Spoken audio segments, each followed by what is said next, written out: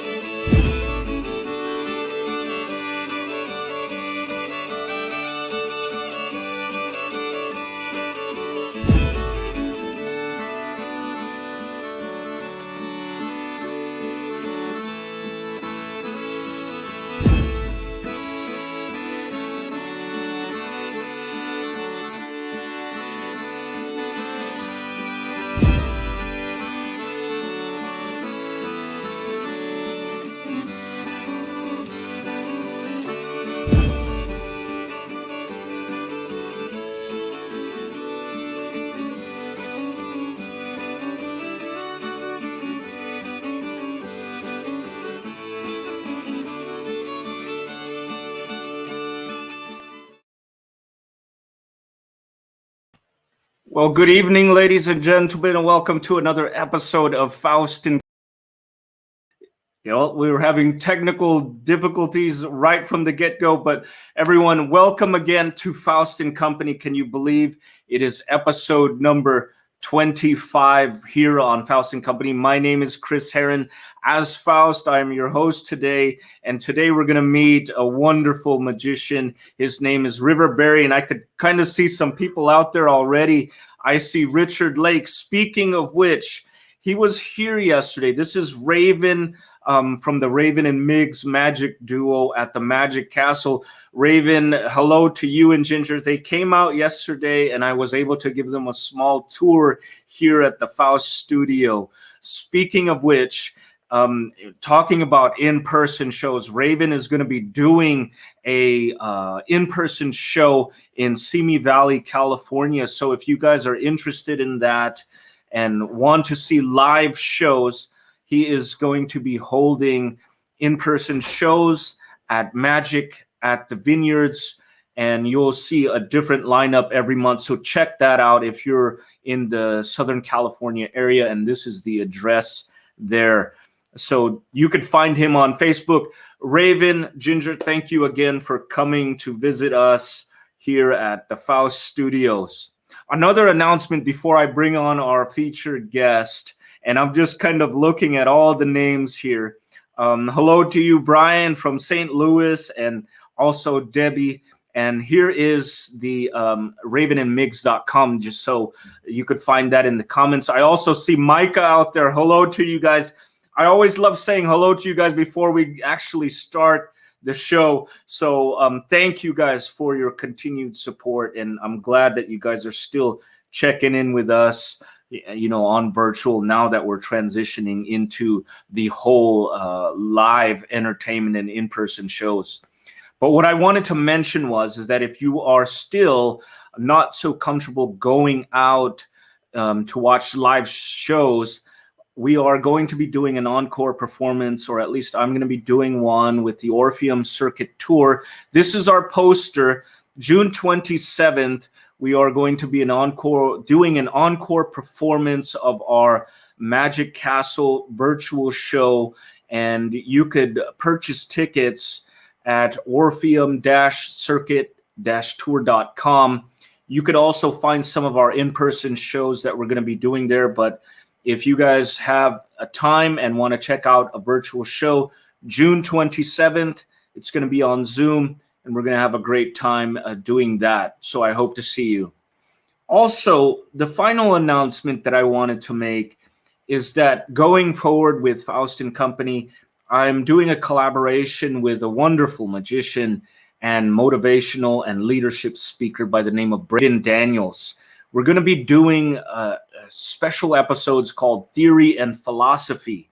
So Theory and Philosophy is actually just a fun way of talking about deeper topics in magic. So if you guys are interested in that, please, you're welcome to come along. I'm sure it's going to be a fun conversation. We're going to be bringing on speakers professors in different fields and magicians, of course, to talk about the theory and philosophy of magic. And I'm sure I have plenty to learn, and it would be nice just to talk to other people about a subject that I love so much, and I hope that you guys are willing to join as well.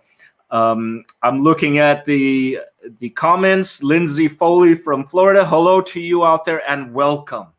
So without further ado, everyone, I wanted to introduce our featured guest of the evening, because I know you are all tuning in to see him.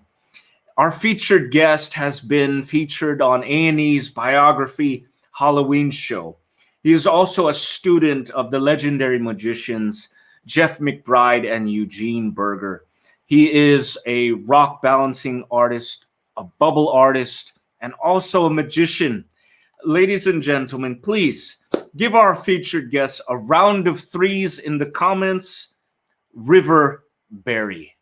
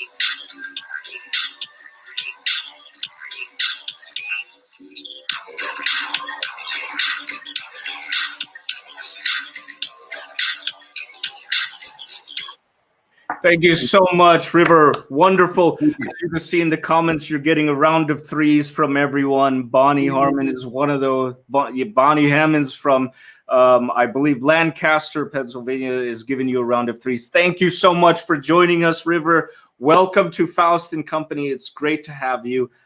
River, where are you live streaming from, and how is it out there? It is very beautiful here. It's about 8 o'clock. I'm from Harrisburg, Pennsylvania. Wonderful. River, we met through one of a mutual friend and teacher, Jeff Mcbride. How long have you been studying under Jeff? And could you give the audience, for people out there who don't know who Jeff Mcbride is, who is Jeff Mcbride to you? Sure. So I've been studying with Jeff for about 20 years. And Jeff, to us magicians, is the ambassador of magic. Like, he's this encyclopedia of knowledge, and anyone who's anyone, goes to Jeff for his advice. And he's an amazing teacher in magic, not only on stage, but in person. Right. River, it's nice to have you on here because you have a variety of disciplines that you do. Magic is just one of them. Am I correct in saying that? Now, I want to let the people out there know a little bit about the bio that I just mentioned. You are a rock balancing artist, a bubble artist, and a magician, and also a mask worker from what I had seen. And every time I see your social media, I see something new, a different performing arts in your style of performance. Now, I have to ask, everyone has an origin story. But I want to ask you, River, is what came first? Out of all the performing arts disciplines that you do, from the things that I mentioned, what would you say came first in your life? It was definitely the magic that came first. Yes. So Rick Bruce here says he's also an artist as being a father. And I think that is probably the biggest compliment any father can get. And you know, it truly is, it can be an art just to be a father, because it is not easy. River, how old were you when you started studying magic? How old was I? I was 5 years old, and my parents were going through a divorce. Yes. And I got an idea that if I got a penny with the year on it, it would have some kind of special abilities. Yes. So every time I would see a wishing fountain, I would ask my mom for a penny with the year on it, and she probably just gave me any penny. But that was my wish. I would grab the penny. I said, I wish for magical powers to bring my parents back together. Yes. And I would throw it in there. And so fast forward 5 years old, we were living in Ohio, and we moved to Lemoyne, Pennsylvania, which is not really too far from here, right beside my grandmother. And up the street was this magical place called Magic Shop. So. Yes. You know, River, I think some of the strongest magic comes from emotional experiences, strong emotional experiences. And I think from what you've described to me, you were placed on this sort of journey with magic because of a strong emotional experience in your life, specifically with what happened with your parents.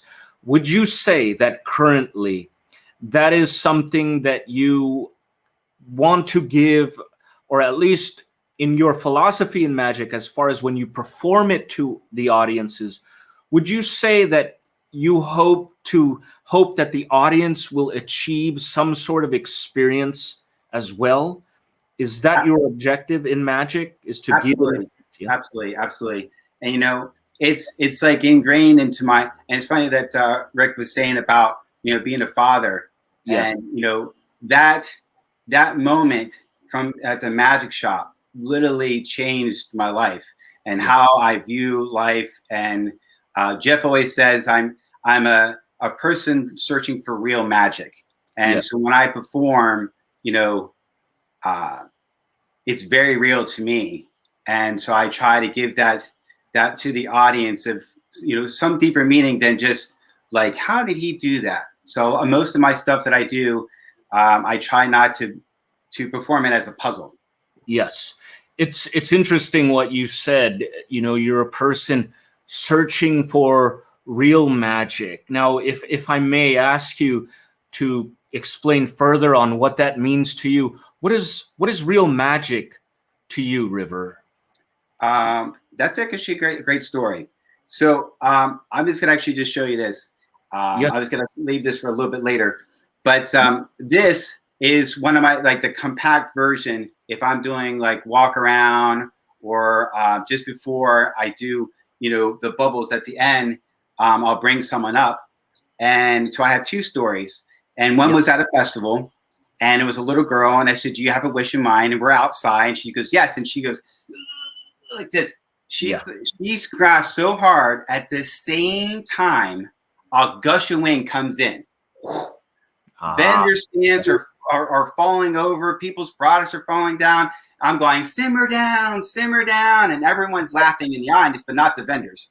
Yes. And the second story that I love to tell about this is I get hired for corporate events, and I was at a housing forum, and I met this woman who was an older woman, and her name was Dorothy, of all names, at a housing forum. Right. And I said, "Do you have a wish in mind?" And she goes, "I wish I get my house back." Yes. And I'm like, wow, what I'm about to do is just a little piece of magic is, not going to get her house back. So this is what I did. So I opened it up like this.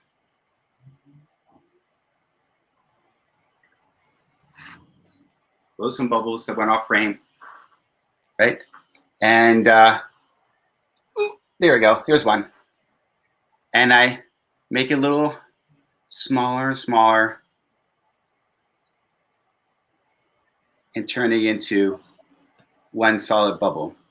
And I said to Dorothy, I said, here, take this wish. I hope you get your house back and not something, it's not something better, right? So I was thinking, okay, I did my thing and she'll hold on to it.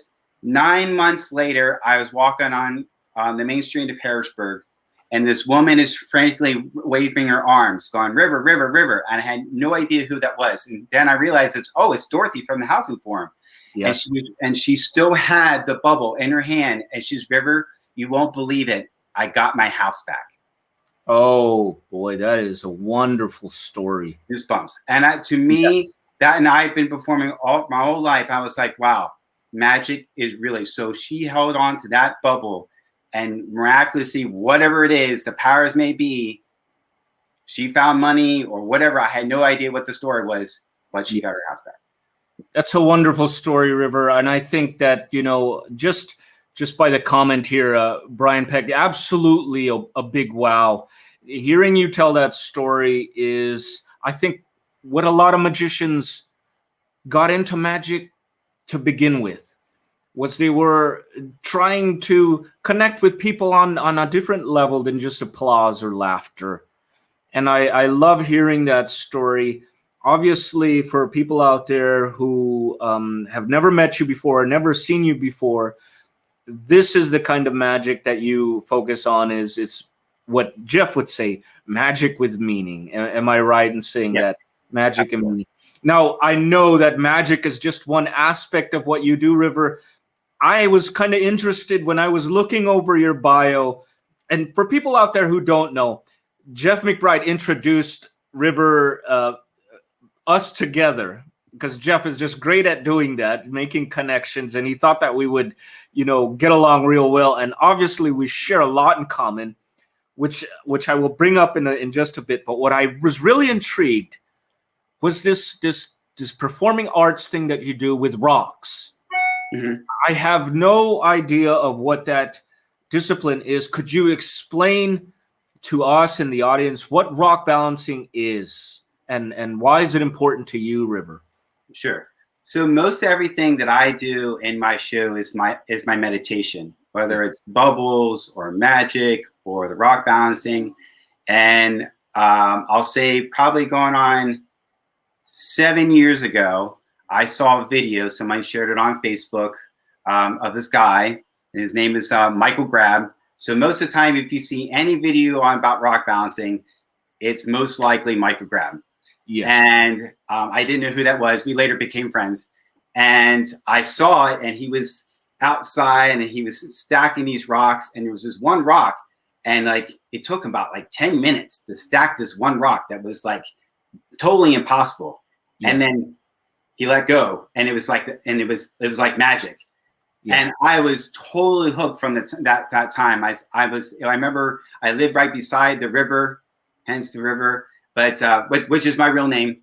And it was February, and I'm I have to do this. And I went right beside the riverbank, and I'm stacking rocks. And as soon as I got that first point balance, it was magic. So basically, what rock balancing is a series of balancing rocks, counterbalances and point balances, and lining them up that they kind of stand up on their own, but gravity is, keeping them standing up. So this, River, just to be clear, this is not what you would say gimmicked rocks, but these are real rocks being balanced under real conditions. Am I correct in hearing that? Yeah. Yes, that is absolutely right. There is no rods, there's no strings, there's just gravity. Now, River, I am still curious. Now, I know that we only have a limited time to talk about these different performing arts, but can you describe how I understand the concept of the balancing of the rocks and the whole idea about how that in itself can be like this meditative process, right?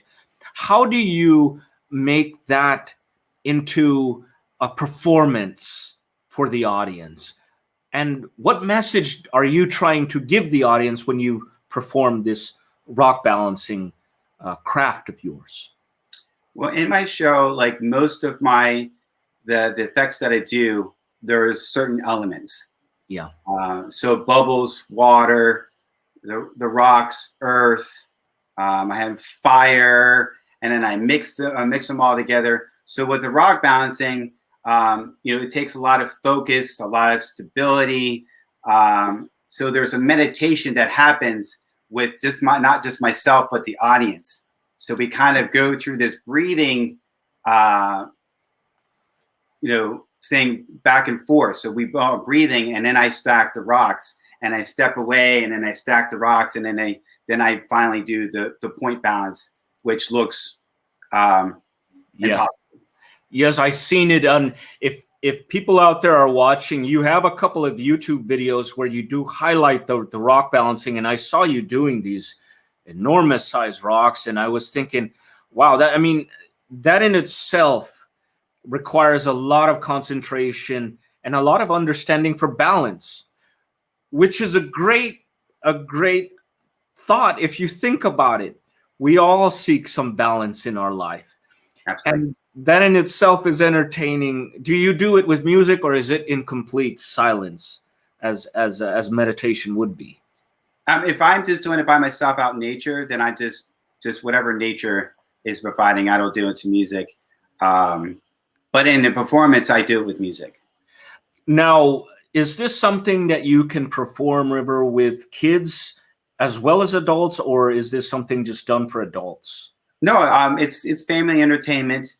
And normally when someone actually hires me, like if it's at a festival and if I'm performing at a festival, later on will teach them how to balance the rocks. Right. Which I'll give you one technique. So basically, if you put your fingers like this, okay, so like your two fingers and your thumb like this, and take your other finger like this and put it right in the crevice of that. Yes. Right? That's a point balance. So if you let go of your thumb, that rock is going to fall. So what you're looking at is these little divots, and basically they kind of hug each other, and you just kind of like turn it millimeter by millimeter until it stands up.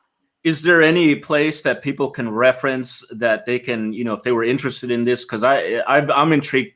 Is there a reference that you can point people to actually learn rock balancing? Well, they can contact me. I am actually creating a course online. Oh, wonderful. That people have. So it hasn't been released yet, but that's in the works. Okay, so at the end of the interview, River, we'll go through how people can contact you and whatnot. But it's great that you offer that kind of instruction or even just mentoring on the rock balancing. Now, I did mention to everyone that Jeff kind of put us together for a reason. And I'm just looking here. Rick Bruce says it sounds great or sounds cool, and he'll keep an eye out for that. And then once again, we'll give all the information at the end, and we'll give a little summary of where they could find you. River, now, Jeff kind of put us together because we have this mutual interest in a certain field, not even magic, but masked. Now, for people out there who have never seen your mask work before, now I've seen two different masks that you use. Mm-hmm. A Commedia dell'arte mask, which is an old Italian folklore type of performance, and a mirror mask, which is what I am kind of intrigued by because I have never seen anyone perform in a mirror mask. I mean, there's so many things that go behind a mirror mask. Could you tell us a little bit about your inspiration behind utilizing a mask that is a mirror? All right, so again, I laugh again. So it was inspired by Jeff. Yeah. I got to go to a workshop at Jeff's place that was focused on masks, And if you've been to his house, his wall is covered, you know, Yes. all over with mask. And there was this one mask, there was a mirror mask. And I was like, oh, I really, really like that. And so I started playing around with it, and I would put it on. I had like a dark jacket that I would, put on a hood and almost be robotic like, Yeah. and that's how I kind of evolution of the mirror mask, and then I put it in my show. Yeah. So, is there now? I have to ask now. And Jeff has so many symbols or meanings behind what the mirror is, and I could talk days about what mirrors mean to me. When you perform your magic, is there a sort of symbolism behind the mirror? Because when if I were to look at you, I would see my own reflection. mm-hmm. Is there some sort of objective you have or an experience that you're giving to the audience when you perform in mask?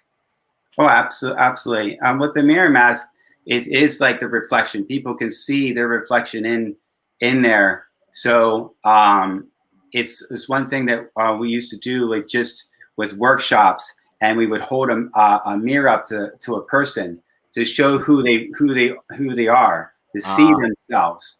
And Yes. so even though they're looking at me, they're looking at themselves, and so we're kind of like this. We're one. We're one. Yes. One being.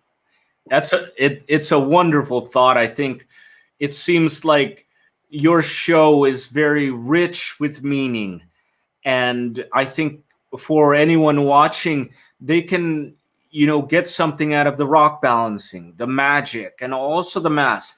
And just to be clear, in your show, River, you do all these things during your show. If someone were to watch you, you'd kind of do every performing discipline that we've mentioned so far in your show. Mm-hmm. So, which leads me, River, to why I got you here in the first place. Tell us a little bit about the bubble art.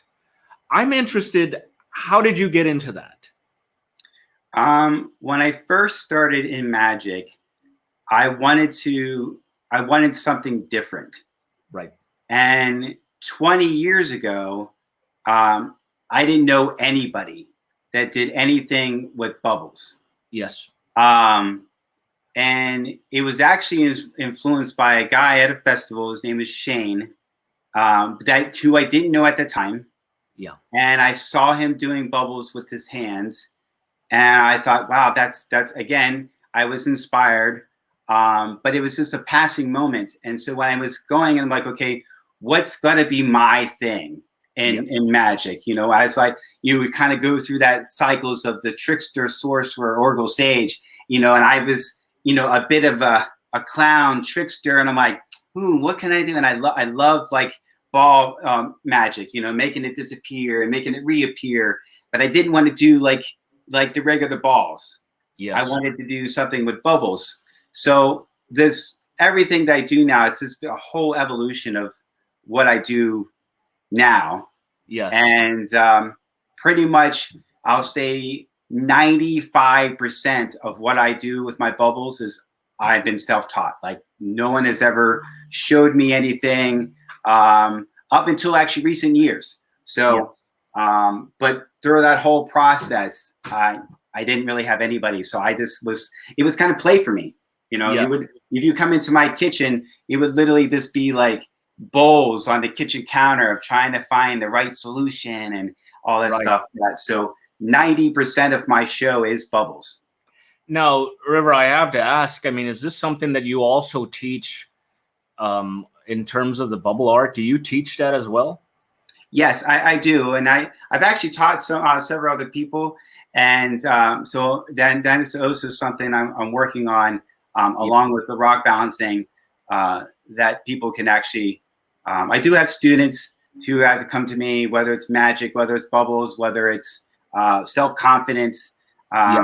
So I do online classes like that. I find it, I mean, the art in itself, for me, I think it can be really technical, as like just the liquids that you use And it's quite visual and truly magical when you watch it, because you have an object floating and you're manipulating this object much like a sorcerer would. Now, funny you mention, River. You mentioned the journey of the magician that as taught by the Mcbride school, the trickster, the sorcerer, the oracle, and the sage. I have to ask you that, because you brought it up, what do you identify with? Do you identify more so now, today? Do you identify with being a trickster, a sorcerer, an oracle, or a sage? That's a very interesting question, because I actually kind of had to ask that question over and over and over again. And I realized actually today that I'm kind of transitioning to the oracle. Yes. That's, having less, having pack small, play big, which I've always kind of did in the beginning, but I could see myself transitioning into that oracle thing. But really, actually, I'm like a oracle trickster. Yes. So. Well, I think it's great to have combinations. And for the people out there who don't know what this journey of the magician is, I think to just kind of sum up what that is, and correct me if I'm wrong, River, when I hear that path of the magician, whether you're a trickster or sorcerer, oracle, or sage, it really is trying to find your identity in magic, or who your expression in magic. And that's why I wanted to ask you, River, is I think we all begin somewhere as a trickster, learning how to fool people, but then it becomes something more, which is what I think you bring in magic. I think, even with the bubbles, and I have to ask you, when you perform magic, when kids see you perform, or even adults, what are you hoping that they will see when you conjure a bubble and make it float and you manipulate it? What are you hoping that they get out from that experience? What I hope, and what I normally see when I experience bubbles, before seeing someone else do it, I was, again, very young. I was walking down this plaza, and each pillar had like this water tank, and it had bubbles on it. And I would always ask my mom to go to the plaza, no matter whatever it was. If we're going to the grocery store or whatever, I'm like, I just wanted to see the bubbles. Yes. And performing with bubbles, whether you're an adult or whether you're a child, like it's no longer like on how's that done, all the magic like that. They just want to play. And It's interesting, like for kids, they'll sit there for 45 minutes as I'm doing magic, and all the adults are like, wow, they're sitting there for 45 minutes. But as soon as I do the bubbles, it's like, and it still baffles me that to this day, like, little kids, even if they're 2 years old, like, they have this innate ability that they have to pop the bubbles. And it's like, it always fascinates me. If, like, where did it come from? Like, why they just want to pop the bubbles? So, and again, it's just like magic, where you have the analyticals who try to figure out the magic, and then you have the people who live in a non-magic world making magic. Yes. And they just didn't watch. So you have majority of the kids or adults that want to pop the bubbles, and then you have the other half, they just want to watch and go, no, let it go. Let's see. Like, because like some of them are like really ginormous bubbles. Yes. And they just want to see, like, how far is it to go, and where's it travel to? So. That's a very interesting, perspective or thought. I think perhaps people in your performing arts discipline can talk about that and figure out, why is it that some people need to touch the bubble? Is it because they need to see it's real? And why is it that people kind of step back and enjoy the view? I would love to know. And that's something, as a performer, you want to understand, because something magical is taking place, is it not? And you want to repeat that, you know, Right. at least that's why, you know, I just saw Debbie over here says that she doesn't like to pop bubbles. Now, I would ask Debbie, you know, why is that? And I'm very interested in that because it's the audience you're playing for. Right. And, you know, they're experiencing something. And I think it's very important. And I'm glad you brought that up, River. Now, I did see on some of your videos, River, that you did it with fire. You do. Now, the liquid is flammable. Am I correct? Some of it, yeah. And have you ever hurt yourself doing like some of these fire bubbles, as you know, I think it's described as? I have knock on wood, I have not hurt myself. Yeah, there's only one time I've ever hurt myself, and it was with. Can I show you a piece of magic? Feel free. The Okay. stage is yours, River. So I won't hopefully injure myself doing it now. Yeah, I will zoom in so people can kind of see what you're doing, Okay. and then I'll kind of zoom in and out. So, because I want people to really see what River is doing, and if everyone out there is watching, he is going to do a short demonstration of bubbles. So this is the only thing that actually hurt me. I actually was going to insert this in a bubble and then actually insert it in my hand. So I'm not going to do that today. But Wonderful. yeah, but it was right there. It's right in there. And Wonderful. I still have the mark. I still have the mark in my hand. That I was, and it was in enthusiasm, like, oh my God, and I'm like, and there was a little bit of blood, but nobody could tell because my hand was all soapy. Edward says that we are in a society full of bubble poppers. Well said. I think it's okay sometimes to pop the bubble, but you know, indeed, I'm one of those guys who like to observe what is happening. And you know, and I think bubble magic is really you're conjuring magic from your hands and doing what is truly magical, making it float. Right. And I think that is a wonderful thing to see. River, I appreciate the demonstration on your magic, and hopefully we can have you come back and actually do the rock balancing. And because I didn't know that you did it till I found out later on through my research of you. Yeah. So I hope that we can have you come back.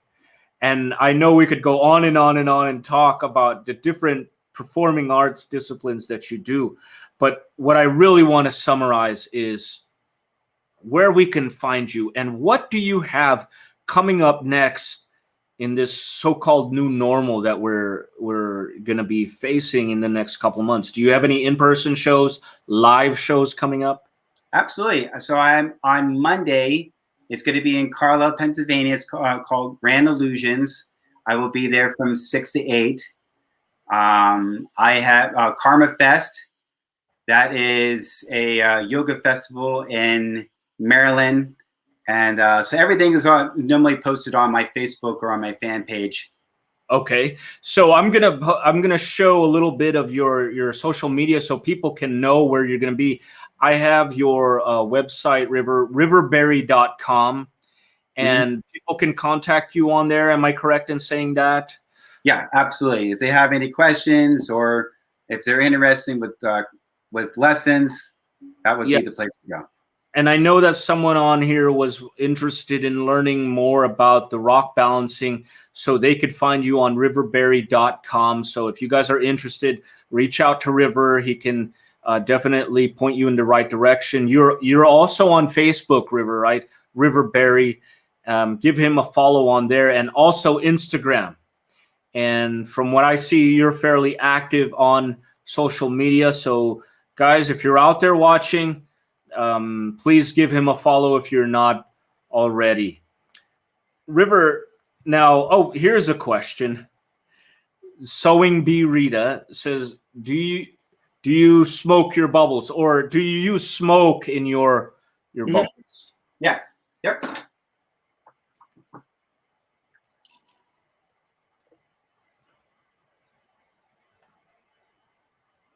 Very cool. Very cool. It's a great, I mean, you can almost summarize bubble magic as truly a continuation of the alchemist, Yeah. or what you're utilizing these substances and to formulate something magical. Absolutely. And Absolutely. it's a wonderful demonstration, and I'm looking forward to seeing more, River, from your work. Now, before I do let you go, um, I wanted to ask you some questions, if I may.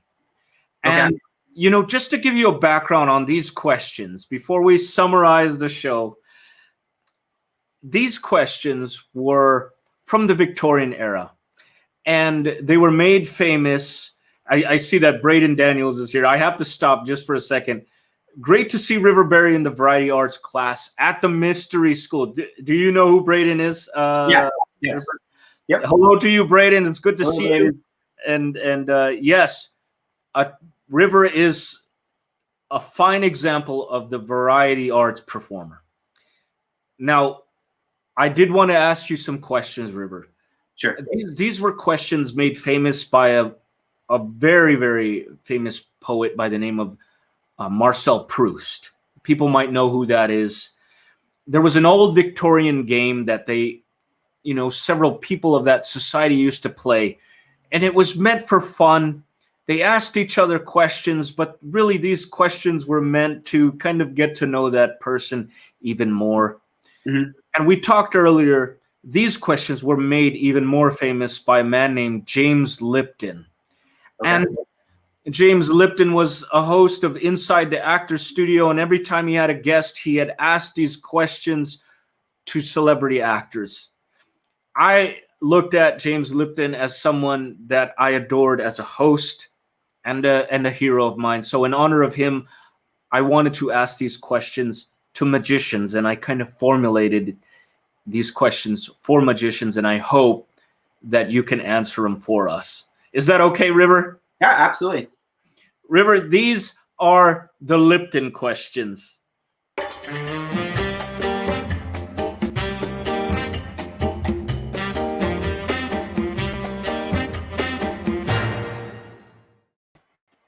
River, the first question that I have for you today is, what is your favorite magic word?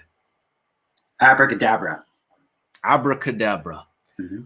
What is your least favorite magic word? Get me on that one.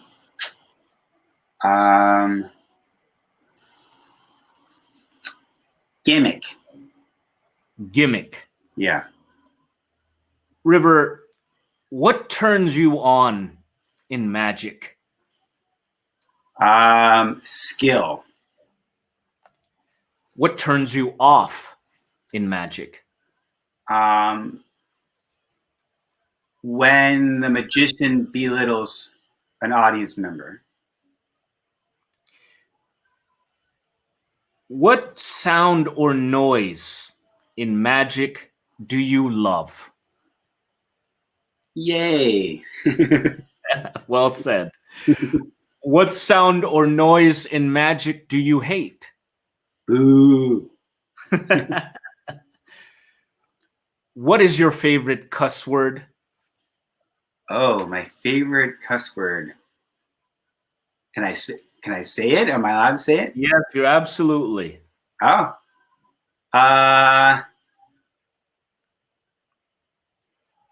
Shit. What profession other than your own would you like to attempt? Oh. Motivational speaker. What profession would you not like to do? Garbage man. And our final question, River, if heaven exists, what would you like to hear God say when you arrive at the pearly gates? We have hot showers. Wonderful, wonderful. Thank you so much for partaking in this old parlor game. It's really a wonderful to have you here at Faust Company, River. Now, I always allow our guests to close out the show with a positive thought or message. Would you like to say anything before we close out the show, River? Yeah. So one of my favorite mottos is, if you have an open mind,